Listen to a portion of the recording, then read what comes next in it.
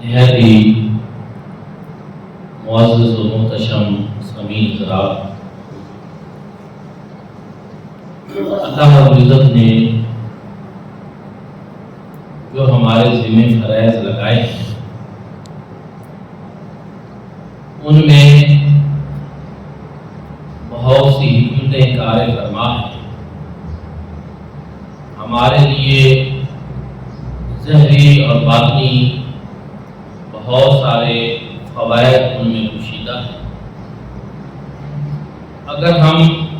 ان کو تلاش کریں تو وہ مل بھی جاتے ہیں، اگر ہم عمل کریں اللہ رب العزت کی رضا بھی نصیب ہوتی ہے اور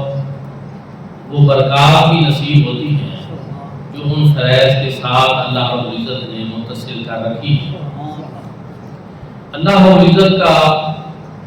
کوئی بھی حکم حکمت سے خالی نہیں ہے، کیونکہ اللہ رب العزت حکیم ذات ہے۔ کوئی اس کا حکم حکمت سے خالی نہیں۔ ہاں، میرا اور آپ کا یہ مسئلہ ہو سکتا ہے کہ کسی حکم کی کوئی حکمت ہمیں سمجھ آئے یا نہ آئے، کوئی ہمیں بتائے یا نہ بتائے، یہ ہمارے مسائل ہیں، لیکن اللہ رب العزت کا کوئی حکم حکمت سے خالی نہیں، فائدے سے خالی نہیں۔ دینی دنیاوی فوائد ان میں موجود ہوتے ہیں۔ دوستانی دین کا اسی سلسلہ میں جو زکوٰۃ ہے یہ بھی دین اسلام کا ایک اہم رکن ہے اور صحب نصاب لوگوں کے اوپر فرض ہے، لیکن اس کی بھی بہت سی حکمتیں ہیں، اللہ رب العزت نے وہ بیان کی ہیں۔ اب جو آیت کریمہ میں نے خطبہ میں تلاوت کرنے کا شرف حاصل کیا ہے، اگرچہ اس کا تعلق غزوہ تبوک میں رہ جانے والے لوگوں کے ساتھ ہے یا جو ان کو مال ملا اس کے ساتھ ہے، لیکن جو مفہوم میں عرض کرنا چاہتا ہوں اس کو یہ بڑی وضاحت کے ساتھ آیت کریمہ بیان فرمایا۔ اللہ رب العزت نے ارشاد فرمایا، حضور نبی کریم صلی اللہ علیہ وآلہ وسلم کو قرآن پاک میں سورۃ توبہ میں آیت نمبر 103 ہے کہ خذ من اموالہم صدقہ، کہ اے محبوب کریم صلی اللہ علیہ وآلہ وسلم آپ اپنے ان غلاموں کے مال سے صدقہ وصول کیجیے، لے ان کے مال سے صدقہ، تو طہرہم، تاکہ ان کا مال جو ہے وہ پاک ہو، وتزکیہم بہا، اور اس کی برکات ان کو نصیب ہو جائے، تزکیہ ان کو نصیب ہو جائے، وصلی علیہم، اور ان کے لیے آپ دعا بھی کریں۔ اللہ رب العزت اپنے محبوب کو فرما رہا ہے کہ آپ ان کا مال لیں، اس سے ان کا مال پاک اور صاف ہو جائے گا، ان کو تزکیہ نصیب ہوگا، اور ساتھ آپ ان کے لیے دعا بھی کریں، دعا خیر کیا کریں۔ سبحان وصلی علیہم ان صلاتک ساکا للہ، بے شک یہ جو آپ کا ان کے حق میں دعا کرنا ہے یہ ان کے لیے 1000 تسکین کا باعث ہے۔ آج آپ دیکھیں بزرگوں کے پاس ہم جاتے ہیں کہ ہمارے حق میں آپ دعا کریں، تو ہمیں بڑا یقین ہوتا ہے کہ اللہ والے ہیں، اللہ کے محبوب مقبول بندے ہیں، ان کے ہاتھ اٹھ جائیں گے، ہماری کوئی مشکل آسان ہو جائے گی، اللہ رب العزت ان کی دعا کو شرف قبولیت بخشے گا۔ لیکن میں حیران ہوتا ہوں کیا نصیبی ہے صحابہ کرام رضوان اللہ تعالی علیہ اجمعین کی کہ ان کے لیے اللہ رب العزت فرما کہ اے محبوب آپ ان سے مال بھی لیں، وصول کریں زکوٰۃ کا، صدقے کا، تاکہ ان کا مال پاک اور صاف ہو جائے، ان کو تزکیہ نصیب ہو جائے، اور ان کے حق میں آپ دعا خیر کریں۔ اور آپ کی وہ دعا نتیجہ بھی اللہ رب العزت بیان فرما رہا ہے کہ وہ دعا رائگاں نہیں جائے گی، اس کو اس طرح شرف قبولیت نصیب ہوگا کہ آپ کی اس دعا کے سبب یہ جو آپ کے غلام ہیں ان کو تسکین ملے، ان کو سکون ملے، ان کے لیے وہ 1000 تسکین کا باعث ہے۔ واللہ سمیع علیم، اور اللہ تعالیٰ سب کچھ سننے والا اور سب کچھ جاننے والا۔ دوستان ذوالفقار اس آیت کریمہ میں کہ یہ ان کا صدقہ جو آپ وصول کریں گے، زکوٰۃ ان سے لیں گے، اور وہ پھر آگے اس کی بڑی تفصیلات ہیں کہ حضور صلی اللہ علیہ وسلم نے وہ صدقہ اپنی ذات کے لیے نہیں لینا تھا، ان سے لے کر آگے تقسیم کرنا۔ تو جب آپ ان سے لیں گے تطہرہم وتزکیہم بہا، وہ ان کو پاک بھی کرے گا اور اس سے ان کو تزکیہ بھی نصیب ہوگا، برکت بھی نصیب ہوگا۔ یہ ایک جگہ میں نہیں، قرآن مجید فرقان حمید میں اور بھی کئی مقامات ہیں جن پہ اللہ رب العزت نے یہی ارشاد فرمایا کہ وَسَيُجَنَّبُهَا الْأَتْقَى، یہ حضرت سیدنا صدیق اکبر رضی اللہ تعالیٰ عنہ کے بارے میں کہ یہ جو سب سے زیادہ متقی ہے ان قریب یہ جہنم سے دور کر دیا جائے گا۔ الذی یؤتی مالہ یتزکیٰ، یہ اپنے مال کو اس لیے خرچ کرتا ہے تاکہ اس کا دل پاک اور صاف ہو۔ وہاں بھی یہی ہے چیز کہ وَتُطَہِرُهُمْ وَتُزَکِّیہِم بِہَا، اور ادھر کیا الذی یؤتی مالہ یتزکیٰ، یہ اپنے مال کو اس لیے خرچ کرتا ہے تاکہ اس کا دل پاک اور صاف ہو۔ تو پتہ ہی چلا کہ صدقہ، زکوٰۃ اور عشر بھی زکوٰۃ بھی ہے، صرف اس کا نام عشر الگ سے ہے، لیکن زمینی پیداوار کی زکوٰۃ کا نام بھی عشر ہوتا ہے۔ تو یہ چیزیں یہ دل کی پاکیزگی کا سبب بھی بنتی ہیں، یہ مال کی پاکیزگی کا سبب بھی بنتی ہیں،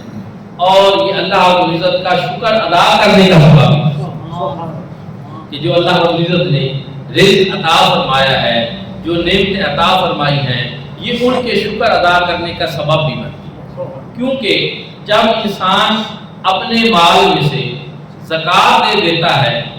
صدقہ دے دیتا ہے، عشر دے دیتا ہے، تو گویا اس طرح کہ وہ اپنے سارے مال کا شکریہ اللہ رب العزت کی بارگاہ میں ادا کرتا ہے۔ اور پھر ایک چیز یہاں وہ آپ سب جانتے ہیں کہ یہ کوئی ایسی چیز فرض نہیں کی گئی کہ جس کے اندر استطاعت ہی نہیں اب وہ بھی دے، نہیں، صاحب استطاعت، کیونکہ اللہ رب العزت نے فرائض میں جن چیزوں کا ہمیں پابند کیا ان میں کوئی بھی ایسا فرض نہیں کہ جس کی آپ اور میں ہم استطاعت نہ رکھتے ہوں اور ہمیں پابند کر دیا، ایسا کوئی نہیں۔ لا یکلف اللہ نفسا الا وسعہا، اللہ رب العزت نے کسی نفس کو کسی ایسی چیز کا مکلف نہیں بنایا، پابند نہیں کیا جس کی وہ استطاعت نہ رکھتا۔ اس لیے اب موضوع وہ نہیں، لیکن میں جتنے فرائض ہیں ان سب کے حوالے سے تفصیل سے یہ بیان کر سکتا ہوں۔ آپ دیکھ سکتے ہیں روزہ، بیمار پہ روزہ فرض ہے نہیں، اور دنوں میں رکھ لے، اب نہ رکھے، فرض کیونکہ بیمار ہے، استطاعت۔ نماز پڑھنی ہے جی، قیام کریں، قیام فرض ہے نماز، لیکن اگر بیمار ہو گیا ہے، کھڑا نہیں ہو سکتا، بیٹھ کر ادا نہیں کر سکتا تو اشارے سے ادا کرتا۔ یہ کیا ہے؟ جس طرح کے حالات ہوں اس طرح اللہ رب العزت بندے کو پابند بناتے ہیں۔ زکوٰۃ ہر بندے پر فرض نہیں، صاحب استطاعت کے اوپر فرض ہے، صاحب استطاعت کے اوپر فرض ہے، کیونکہ وہ استطاعت رکھتا ہے تو آپ اس کو چاہیے کہ وہ زکوٰۃ ادا کرے۔ اللہ رب العزت نے اس کو رزق حلال دیا ہے، اس کو مال دیا ہے، اب اس کا ہاں عشر جو ہے اس میں اور زکوٰۃ میں تھوڑا سا ایک فرق ہے۔ زکوٰۃ کے اوپر ہولان ہول، سال کا گزرنا، نصاب کے اوپر یہ شرط ہے، لیکن جو عشر ہے اس میں ایسا کچھ نہیں کہ اگر ایک زمین سال میں 2 مرتبہ فصل دے دے اور اس کے اوپر 2 مرتبہ ہی جو ہے وہ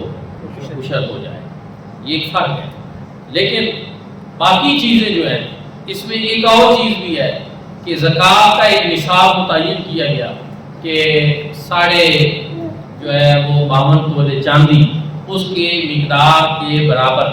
جو قیمت بنے گی، اتنا اس کے پاس پیسہ ہو، جو اس کی ضروریات زندگی جو ہیں ان سے زائد ہو، اس کے اوپر زکوٰۃ۔ لیکن عشر جو ہے اس کے بارے میں تھوڑا سا اس میں فرق یہ ہے کہ جو بھی زمین سے پیداوار ہوگی اس کے اوپر عشر ہوگا، اس میں کوئی مقدار نہیں ہے۔ کیوں؟ اس لیے کہ اللہ رب العزت نے جو عشر کا حکم ارشاد فرمایا ہے وہ حکم جو ہے وہ عموم والا ہے۔ یا ایھا الذین آمنوا انفقوا من طیبات ما کسبتم ومما اخرجنا لکم من الارض، اے ایمان والو جو اللہ رب العزت نے تمہیں پاکیزہ رزق دیا ہے اس رزق میں سے اللہ کے راستے میں خرچ کرو، یعنی اس کی زکوٰۃ ادا کرو۔ اور وَمِمَّا أَخْرَجْنَا لَكُم مِّنَ الْأَرْضِ، جو تمہاری زمین سے نکلا، جو تمہاری زمین کی پیداوار ہے اس میں سے بھی اپنا حصہ نکالو۔ اب حدیث پاک میں جہاں زکوٰۃ کی باری آئی ہے تو حضور علیہ الصلوۃ والسلام نے حدیث میں زکوٰۃ کا نصاب بیان کر دیا،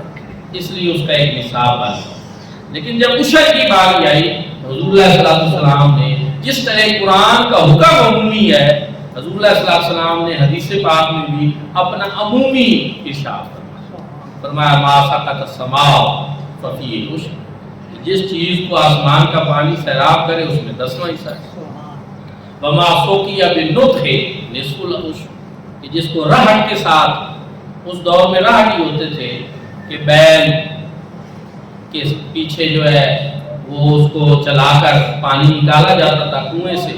تو جو اس کے ذریعے ہو ففی نصف العشر، اس میں نصف عشر ہے۔ تو چونکہ حدیث پاک میں یہ ایک نہیں اس مضمون کی متعدد احادیث ہیں کہ جن میں یہ پتہ چلتا ہے کہ جو چیز زمین سے نکلے گی اس کے اوپر عشر ہوگا یا اس کے اوپر نصف عشر۔ اب میں 2-3 چیزیں اور بیان کر کے عشر کے کچھ مسائل بیان کروں گا، وہ عرض کرنا بڑی ضروری ہے کہ اللہ رب العزت نے جو ہمارے لیے یہ اسلام کا معاشی نظام بنایا ہے، یہ جو نظام زکوٰۃ بنایا ہے، صدقات بنایا ہے، اس میں ہمارے لیے بے شمار فائدے، لینے والے کے لیے بھی فائدے ہیں، دینے والے کے لیے بھی فائدے ہیں۔ لینے والا ہر بندہ نہیں لے سکتا، یہ نہیں ہے کہ ہر بندہ زکوٰۃ لینا شروع کر دے، نہیں، مستحق زکوٰۃ، اور وہ مستحقین کے بارے میں بتایا کہ وہ مسکین ہوں، وہ فقیر ہوں، وہ زکوٰۃ کا عملہ جو ڈیوٹی والا ہوتا ہے، اگر اسلامی ایک پورا نظام ہو کہ ویسے آپ سب کو یہ معلوم ہونا چاہیے کہ زکوٰۃ جو ہے یہ حکومت وقت کی ایک باقاعدہ ذمہ داری، کیونکہ اللہ رب العزت نے فرمایا کہ جب ہم کسی کو اقتدار زمین میں دیں تو اس کے ذمہ 2 چیزیں ضروری ہیں کہ وہ لوگوں کو نماز کا بھی پابند بنائے اور ان سے زکوٰۃ بھی وصول۔ یہ جو زکوٰۃ اور نماز ہے یہ حکومت کی باقاعدہ ڈیوٹی ہونی چاہیے، اس کے لیے باقاعدہ سرکاری سطح پہ، وہ جنرل ضیاء الحق صاحب کا جب دور آیا تھا اس دور میں ایک صلاۃ و فلاح انہوں نے کمیٹیاں بنائی تھی، زکوٰۃ کمیٹیاں بھی بنائی تھی اور محلے کی سطح پہ نماز کمیٹیاں بھی بنائی، ان کے رجسٹر بنائے تھے، امام مسجد صاحبان کو دیے تھے۔ بہرحال وہ ایک کوشش تھی جو کچھ عرصہ رہی اور پھر چلی گئی، لیکن عرض کرنے کا مقصد یہ ہے کہ یہ ذمے ہے ان لوگوں کے جن کو اللہ رب العزت زمین میں اقتدار دے کہ وہ ان دونوں چیزوں کی ڈیوٹی کرے، نماز کا بھی پابند بنائے لوگوں کو اور زکوٰۃ کا بھی ان سے وصولی کرے، پھر وہ جو وصولی والا عملہ ہوگا زکوٰۃ کا ان کی وہ جو تنخواہیں ہوں گی وہ زکوٰۃ میں سے دی جائیں، یہ اللہ رب العزت کا یہ ہوگا۔ اسی طرح جو ہے مؤلفۃ القلوب جو اب اجماع امت کے لحاظ سے کسی کو نہیں دیا جا سکتا، پہلے تھا کہ غیر مسلموں کو بھی آپ دیں تاکہ ان کے دل اسلام کی طرف مائل ہوں، اب اللہ رب العزت نے اسلام کو دنیا کے شرق و غرب میں پھیلا دیا۔ اب اسلام اس طرح کا کمزور نہیں ہے، یہ ہم مسلمانوں کی کمزوریاں ہیں، اسلام تو اب پوری دنیا میں الحمدللہ موجود ہے، ہر خطے میں موجود ہے، اس وجہ سے پھر جو فی سبیل اللہ کی مد ہے، جو وابن السبیل میں ہے کہ جو لوگ جہاد کرنے والے ہیں، جو اللہ کی راہ میں نکلے ہوئے ہیں، جو اللہ کے دین کے لیے نکلے ہوئے ہیں، وہ سارے لوگ جو ہیں وہ اس کے اندر شامل ہیں۔ تو مستحق بندہ ہی زکوٰۃ لے سکتا ہے، ہر بندہ زکوٰۃ نہیں لے سکتا، ایک چیز دے بھی ہوئی سکتا ہے جو مستحق صاحب نصاب ہو، جس کے پاس نصاب ہو وہ زکوٰۃ آگے دوسرے لوگوں کو دے۔ دوستان مل کر ایک اور چیز بھی اللہ رب العزت نے قرآن پاک میں ارشاد فرمایا کلوا واشربوا ولا تسرفوا انہ لا یحب المسرفین، کہ کھاؤ بھی پیو بھی، اسراف نہ کرو۔ اللہ رب العزت اسراف کرنے والوں کو پسند نہیں۔ یہ میں نے تھوڑے سا ہمارے ذہن میں بھی آتا ہے کہ جب ہم لگاتار مال دولت دنیا ان چیزوں کے بارے میں بیان کرتے ہیں تو کسی کے ذہن میں یہ بھی آ سکتا ہے کہ شاید مولوی حضرات، مولانا صاحبان، علماء کرام، ان کو کوئی مال و دولت کے ساتھ کوئی خاص قسم کی کوئی دشمنی ہوتی ہے، یہ ہر وقت ایسی باتیں کیوں کرتے ہیں؟ ایسا نہیں ہے۔ رزق حلال اللہ پاک کی بہت بڑی نعمت ہے۔ اللہ رب العزت رزق حلال عطا فرمائے تو یہ بہت بڑی نعمت ہے۔ رزق وہ ٹھیک نہیں، مال و دولت وہ دوست نہیں جو حرام ذرائع سے کمائے یا پھر جس کو حرام جگہ پہ خرچ کیا۔ رزق حلال کا معنی یہ عبادت ہے، اور رزق کو حلال جگہ پہ خرچ کرنا یہ بھی عبادت ہے، حتیٰ کہ اپنے بیوی بچوں اپنے ضروریات زندگی کے اوپر خرچ کرنا یہ عبادت ہے۔ فی نفس ہی مال برا نہیں ہے، مال کے کمانے کے طریقے کیا ہیں، اسباب کیا ہیں، کہاں سے آ رہا ہے، اس چیز کو دیکھنا ضروری ہے، یا خرچ کرنے والا اس کو کدھر کدھر خرچ کر رہا ہے، یہ چیزیں دیکھنا ضروری ہے۔ مال بذات خود کوئی بری چیز نہیں ہے، حلال طریقے سے آئے اور جائز جگہ پہ خرچ ہو تو پھر وہ اب اس ضمن میں ایک دو باتیں عرض کرنا چاہتا ہوں۔ قرآن پاک نے فرمایا کہ کلو کھاؤ واشربو اور پیو، مطلب یہ چھٹی دی اللہ رب العزت نے، کھاؤ پیو، لیکن کیا کرو؟ کلو واشربو ولا تسرفوا، اسراف نہ کرو، انہ لا یحب المسرفین، اللہ رب العزت اسراف کرنے والوں کو پسند نہیں۔ تھوڑا سا میں اسراف کے بارے میں بتانا چاہتا ہوں کہ اسراف کیا ہے۔ دوستان دین کا اسراف کے بارے میں حضرت عبداللہ ابن عباس سے روایت ہے کہ حضور نبی کریم صلی اللہ علیہ وسلم نے فرمایا کہ اللہ کی راہ میں جبل ابو قبیس کے برابر کوئی سونا خرچ کر دے تو وہ اسراف نہ ہوگا۔ اللہ کی راہ میں جبل ابو قبیس ایک پہاڑ ہے، اس کے برابر کوئی سونا اللہ کی راہ میں خرچ کر دے تو وہ اسراف نہ ہوگا۔ لیکن اگر تو ایک سال ہی اللہ کی نافرمانی میں خرچ کرے گا تو وہ اسراف۔ ایک سال جو ہے 4-5 کلو کے برابر ہوتا ہے، مطلب اتنا بھی مال اگر تو اللہ کی نافرمانی میں خرچ کرے گا، مطلب یہ تھوڑا سا بھی اللہ کی نافرمانی میں خرچ کرے گا تو وہ اسراف ہے۔ لیکن اللہ کی راہ میں اگر پہاڑ برابر سونا بھی خرچ کر دے تو وہ اسراف نہیں ہے۔ جیسا کہ اب اس کی مثالیں موجود ہیں۔ حضرت سیدنا صدیق اکبر رضی اللہ تعالیٰ عنہ نے اپنے گھر کا سارا مال و اسباب اللہ کی راہ میں خرچ کر دیا۔ اب دیکھ لیں، قبول ہو گیا، قبول کر لیا۔ حضرت سیدنا فاروق اعظم رضی اللہ تعالیٰ عنہ نے آدھا گھر کا مال و اسباب اللہ کی راہ میں خرچ کیا، آدھا اپنے گھر والوں کے لیے رکھا، تو اس کو بھی قبول کیا گیا، پسند کیا گیا کہ یہ طریقہ بھی ٹھیک ہے، گھر والوں کا بھی خیال رکھنا چاہیے۔ حضرت سیدنا صدیق اکبر کا معاملہ اور تھا، عشق اور محبت کا معاملہ تھا، اور ان کو پھر کبھی بھی زندگی میں پچھتاوا نہیں ہونا تھا کہ میں کیا کر رہا ہوں۔ وہ اور مقام پہ فیض تھے، انہوں نے اپنے اس مقام اور مرتبے کے مطابق کیا، اور حضرت فاروق اعظم رضی اللہ تعالیٰ عنہ نے عدل سے کام کیا۔ یہ بھی ایک عدل کا طریقہ ہے جو حضرت سیدنا صدیق اکبر نے کام کیا، وہ احسان کا طریقہ ہے۔ اور اللہ رب العزت نے دونوں چیزوں کے بارے میں ہمیں ارشاد فرما رکھا ہے کہ ان اللہ یامر بالعدل والاحسان، عدل سے بھی کام لیں اور احسان سے بھی کام، اور عدل برابر طے کرنا ہے، اور احسان اس حد سے بھی آگے بڑھ کر اچھائی کا کام کرنا ہے۔ اور سیدنا صدیق اکبر نے جو ایک عدل کی حد تھی اس سے آگے بڑھ کر احسان کا درجہ جو ہے اس پہ پہنچا۔ تو الغرض یہ چیز بھی بتانا ضروری ہے کہ اسراف جو ہے وہ نافرمانی کے کاموں میں اگر کوئی خرچ کرے تو وہ اسراف ہے۔ اللہ کی بارگاہ میں اگر کوئی زیادہ بھی دے دے تو وہ اسراف نہیں ہوتا، وہ فضول خرچی نہیں ہوتی، اللہ رب العزت کی بارگاہ میں وہ قبول ہوتا ہے۔ دوستان دلکار، اور پھر ایک اور چیز کہ جو لوگ زکوٰۃ ادا نہیں کرتے، قرآن پاک کی کئی آیات اس بارے میں ہیں، حدیث مبارکہ میں ہے، قرآن مجید فرقان حمید میں اللہ رب العزت نے ارشاد فرمایا والذین یکنزون الذهب والفضة ولا ينفقونها فی سبیل اللہ فبشرهم بعذاب الیم، کہ وہ لوگ جو سونا اور چاندی جمع کرتے ہیں اور اس کو اللہ کی راہ میں خرچ نہیں کرتے تو ان کو دردناک عذاب کی جو ہے وہ خبر دے،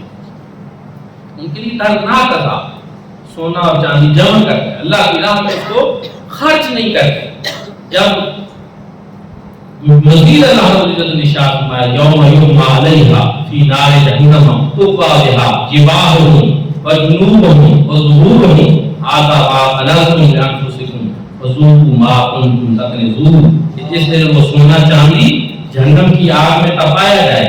پھر اس سے ان کی پیشانیوں، ان کے پہلوؤں اور ان کی پیٹھوں کو داغا جائے گا اور ان سے کہا جائے گا کہ یہ وہ مال ہے جسے تم نے اپنے لیے بڑی چاہت سے جمع کر رکھا، اب اپنے ہی جمع کیے ہوئے مال کا مزہ چکھو۔ میں نے پہلے عرض کیا مال جمع کرنا یہ برا نہیں، جمع کرنے کے بعد اس کے اوپر سانپ بٹھا دے کہ جو اس میں سے جن جن کے حقوق ہیں وہ مال میں سے ادا نہ کرنا، وہ سخت ناپسند ہے۔ اور اس میں بھی یہی بتایا جا رہا ہے کہ چونکہ پہلے بتا دیا گیا کہ والذین یکنزون الذھب والفضة ولا ينفقون فی سبیل اللہ، سونا اور چاندی جمع کرنا لیکن اس میں سے اللہ کی راہ میں خرچ نہ کرنا، وہی کے لیے دردناک ہے۔ اگر سونا چاندی جمع کیا جائے اور اس میں سے زکوٰۃ ادا کر دی جائے، حضرت سیدہ زینب رضی اللہ تعالی عنہا نے حضور نبی کریم صلی اللہ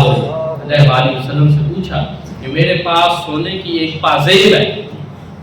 جب یہ آیت کریمہ نازل ہوئی تو بھائی وہ میرے پاس ہے، تو کیا میرے لیے بھی یہ بات غلط ہے کہ میں اس کو پاس رکھوں؟ حضور نبی کریم صلی اللہ علیہ وسلم نے فرمایا نہیں، جو سونے اور چاندی کے اوپر زکوٰۃ کو ادا کر دے تو اس کے لیے اس آیت کریمہ کی وعید نہیں ہے، اس کے لیے وہ مال جو ہے وہ جائز ہو جائے گا، وہ حلال ہو جائے گا۔ یہ جمع کرنا اس شخص کے لیے ہے کہ جو جمع کرنے کے باوجود اس میں سے زکوٰۃ ادا نہیں کرتا۔ اسی سلسلہ میں ایک اور حدیث پاک بھی آپ سماعت فرما لیں، بات زیادہ واضح ہو جائے گی کہ حضرت سیدہ عائشہ صدیقہ رضی اللہ تعالی عنہا بیان کرتی ہیں کہ میں نے حضور صلی اللہ علیہ وآلہ وسلم سے سنا کہ جب زکوٰۃ کا مال کسی مال میں مخلوط ہوگا تو وہ اسے ہلاک کر دے۔ زکوٰۃ کا مال جو زکوٰۃ دینی تھی وہ بندے نے نہیں دیا، وہ اپنے دوسرے مال میں اس کو ملا دے گا تو پھر کیا ہوگا، اس کے نتیجے میں وہ مال بھی ہلاک ہو جائے گا، وہ ضائع ہو جائے گا، اللہ رب العزت اس کو بھی ختم کر دے۔ پھر مدرس کے والد رضی اللہ تعالیٰ عنہ بیان کرتے ہیں کہ میں نبی علیہ السلام کی خدمت میں حاضر ہوں، آپ صلی اللہ علیہ وسلم اس وقت سورۃ الحاقۃ التکاثر کی تلاوت فرما رہے ہیں۔ آپ نے فرمایا کہ ابن آدم کہتا ہے میرا مال میرا مال، بندہ کہتا ہے میرا مال میرا مال۔ آپ صلی اللہ علیہ وسلم نے فرمایا کہ اللہ تعالیٰ فرماتا ہے ابن آدم تیرا مال سے ہوئی ہے جو تو نے کھا کر فنا کر دیا، پہن کر سیدھا کر دیا، یا صدقہ کر کے اپنی آخرت کے لیے آگے دیا، تیرا اتنا ہی مال، باقی کوئی نہیں تیرا۔ بندہ کہتا ہے میرا مال میرا مال۔ دوستان ذکر اگر آپ اسلامی تاریخ کا مطالعہ کریں تو آپ کو یہ بات پتہ چلے کہ وہ لوگ جنہوں نے اللہ رب العزت کی راہ میں اپنے مال اسباب خرچ کیے، دین اسلام کے لیے قربانیاں دی،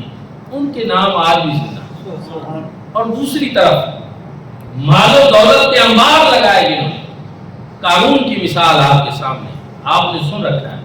کتنا اس کے پاس مال تھا، کتنی اس کے پاس دولت تھی، کیا کچھ نہیں تھا، لیکن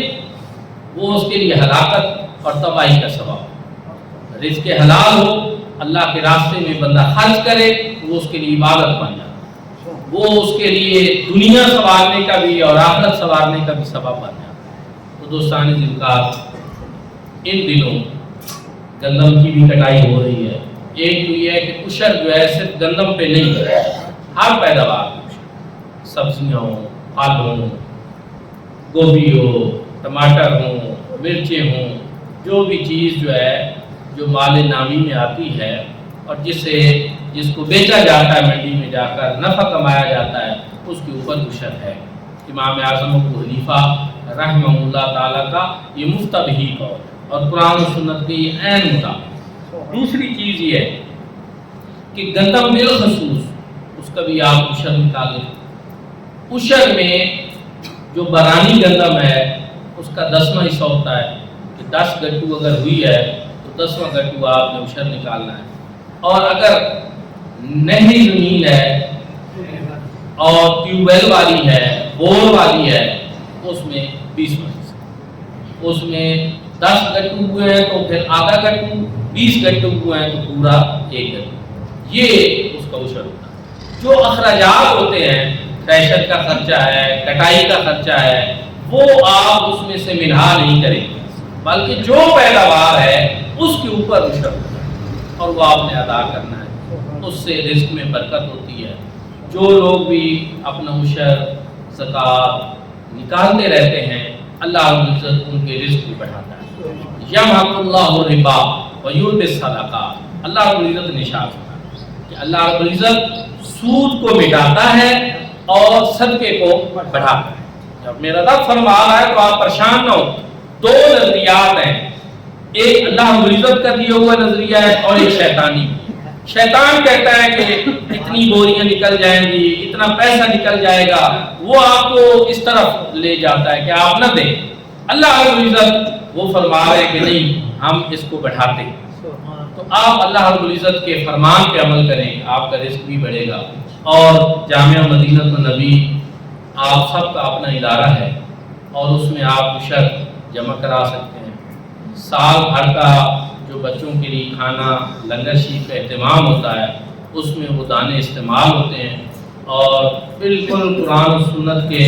عین مطابق وہ مصرف ہے۔ آپ اپنا عشر جو ہے گندم کا بالخصوص، باقی چیزوں کا بھی بالعموم، وہ بھی جامعہ مدینہ النبی میں جمع کرنا۔ ایک اور یہ توجہ دلائی گئی ہے، ویسے حقیقت یہ ہے کہ کچھ چیزیں ایسی ہیں کہ جن پہ تو بات ہمیں کرنے کی ضرورت ہی پیش نہیں آنی چاہیے، جن میں سے یہ بھی ہے کہ جمعے والے دن اگر آپ آئے ہیں، آپ نے عام نماز پڑھنی ہے تو آپ پہلی صف میں آ کر بیٹھیں۔ اگلی صف میں آ کر بیٹھنے کا زیادہ ثواب ہے اور جلدی آنے کا بھی زیادہ ثواب ہے۔ 100 اونٹ اللہ کی راہ میں ذبح کرنے جتنا ثواب ہے، پھر اس کے بعد گائے ذبح کرنے کا، پھر اس کے بعد بکری ذبح کرنے کا، اور آخر میں جو خطبہ کے وقت پہنچتے ہیں ان کے لیے مرغی کا ایک انڈا، وہ اللہ کی راہ میں صدقہ کرنے کا ثواب ان کو بھی ہے، لیکن کم ہے۔ تو آپ ان لوگوں میں سے بنے جن کو زیادہ ثواب ہے۔ پہلی صفوں میں آ کر بیٹھا کریں۔ عام طور پر ہم یہ دیکھتے ہیں کہ پھر جب صفیں بن جاتی ہیں، آگے جگہ خالی ہوتی ہے، پیچھے سے آ کر گردنیں پھلانگی جاتی ہیں۔ ان کو حضور صلی اللہ علیہ وسلم نے بھی ناپسند فرمایا، اور یہ ہے بھی ناپسندیدہ بات۔ اور میں آپ کو یہ بتاؤں کہ بعض لوگ مولوی حضرات سے، خطیب حضرات سے گھبراتے بھی ہیں۔ پتہ نہیں، شروع سے جب بھی جلسے ہوتے ہیں، ہم جہاں جاتے ہیں ہمیں لوگوں کو کہنا پڑتا ہے ذرا قریب آ جائیں۔ حالانکہ جو یہ دینی نظام ہے، یہ جو ممبر ہے، یہ بڑی بابرکت چیز ہے، یہ مصلی بڑی بابرکت چیز ہے۔ میرے گناہگار کی تو کوئی نہیں برکت ہوگی نا، لیکن اس ممبر کی ایک اپنی نسبت ہے، اس مصلی کی ایک اپنی نسبت ہے۔ میں پڑھ رہا تھا حدیث پاک میں کہ صحابہ کرام نے پوچھا حضور نبی کریم صلی اللہ علیہ وسلم سے کہ مسجد میں سب سے زیادہ رحمت کس جگہ پہ اللہ پاک کی نازل ہوتی ہے؟ حضور صلی اللہ علیہ وسلم نے فرمایا کہ جہاں امام صاحب کھڑے ہوتے ہیں، جہاں امام کھڑا ہوتا ہے نا، نماز کے وقت سب سے زیادہ اللہ پاک کی رحمت اس امام صاحب کے اوپر نازل ہوتی ہے۔ اچھا، پھر عرض کی یا رسول اللہ، پھر فرمایا جو شخص امام کے بالکل پیچھے سیر میں کھڑا ہوتا ہے، پھر فرمایا جو لوگ اس سے پھر دائیں طرف کھڑے ہوتے ہیں، اور پھر فرمایا جو اس سے بائیں طرف۔ یہ چیز آپ رحمتوں کے حصار میں آئیں، آپ رحمتوں کے قرب میں آئیں، جہاں اللہ پاک کی رحمت جو ہے ٹھانٹے مار رہی ہوتی ہے، نزول ہو رہا ہوتا ہے، تو آپ دور ہو جاتے ہیں۔ میں امید کرتا ہوں کہ آپ آئندہ جب بھی آئیں گے، آپ اگلی صفوں میں بیٹھیں گے، وقت پہ آئیں گے اور اللہ رب العزت کی رحمتوں سے مستفید ہوں گے۔ علماء کرام کے پاس بیٹھنا، ان کی بات سننا، ان کی گفتگو سننا، حضور نبی کریم صلی اللہ علیہ وسلم نے فرمایا عالم سے مصافحہ کرنا ایسی ہے جیسے مجھ سے مصافحہ، عالم کی زیارت کرنی ایسی ہے جیسے میری زیارت کرنا۔ اب مجھے یہ دعویٰ نہیں ہے کہ کوئی ہم ان علماء میں سے ہیں، لیکن ہم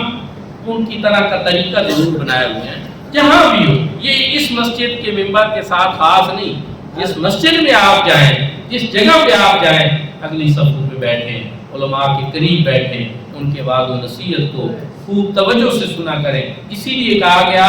کہ خطبہ سننا فرض ہے. جمعے کا خطبہ جو ہے نا ویسے یہ سنت ہے، عیدین کا خطبہ سنت ہے، لیکن خطبہ جب ہو رہا ہو اس کو سننا یہ فرض ہے. بعض دفعہ جب تقریر ہو رہی ہوتی ہے لوگ آتے ہیں وہ اپنے سنتے شروع کر دیتے ہیں، کوئی تحیۃ المسجد شروع کر دیتا ہے، کوئی تحیۃ الوضو شروع کر دیتا ہے. یاد رکھیں جب خطاب ہو رہا ہو، خطبہ ہو رہا ہو، تو اس وقت اس خطبے اور خطاب کا سننا یہ فرض ہے. اس وقت آپ کوئی اور نوافل یا سنتیں یا وہ چیزیں نہیں پڑھ سکتے. اس لیے ان مسائل کو بھی سمجھا کریں. اللہ رب العزت عمل کی توفیق عطا فرمائے.